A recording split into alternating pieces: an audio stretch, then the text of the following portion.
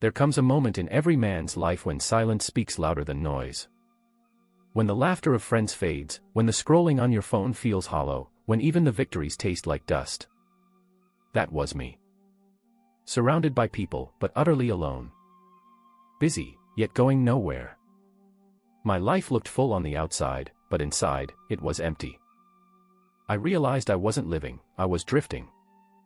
Like a ship with no compass, tossed from wave to wave, carried by currents I never chose. And here's the truth most people will never admit: drifting feels comfortable. It feels safe. Because drifting requires nothing. No courage, no responsibility, no vision.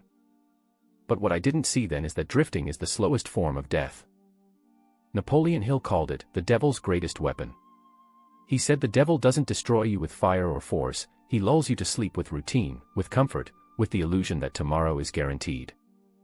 And I had become the perfect victim.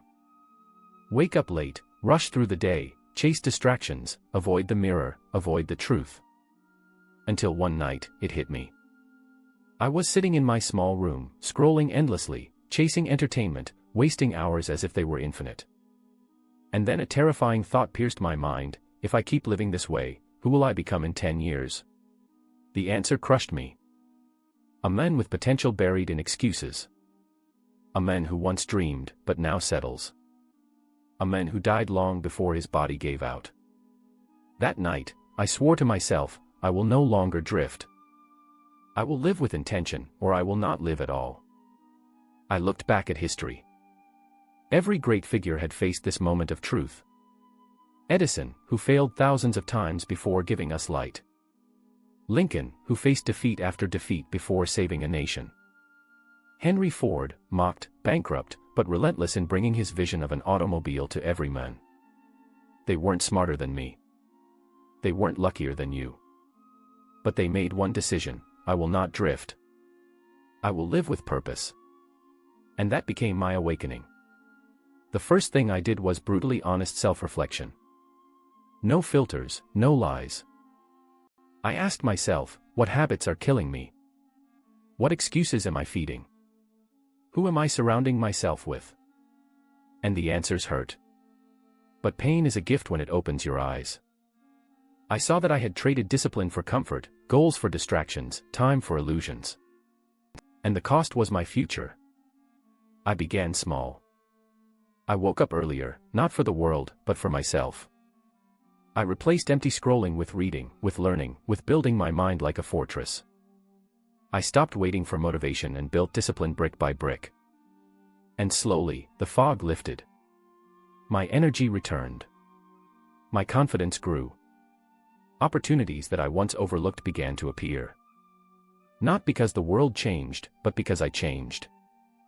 Here's what I learned: life doesn't reward the drifter. Life rewards the one who steers his ship, who dares to choose a direction, who moves with conviction. Success is not an accident, it is engineered. Every empire, every fortune, every invention began in the quiet corner of someone's mind, where they whispered, "Enough. I will no longer waste my life." Carnegie whispered it when he was just a poor boy in Pittsburgh. Disney whispered it after going bankrupt and rejected countless times. Oprah whispered it when the world told her she had no place on television.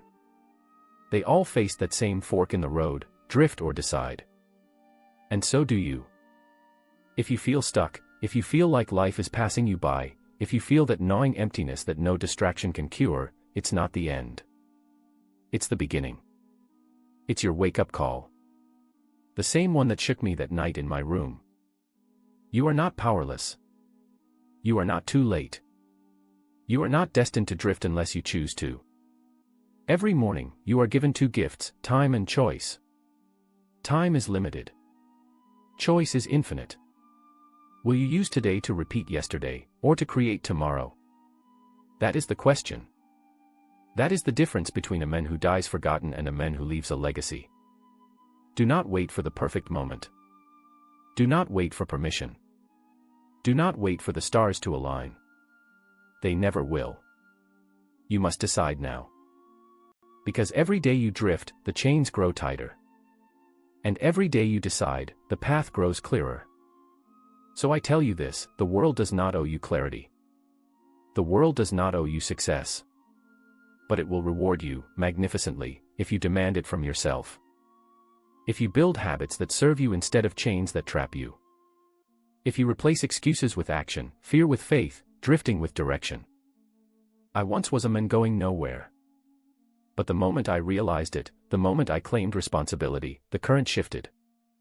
My ship caught the wind. My compass pointed true north. And the horizon opened before me.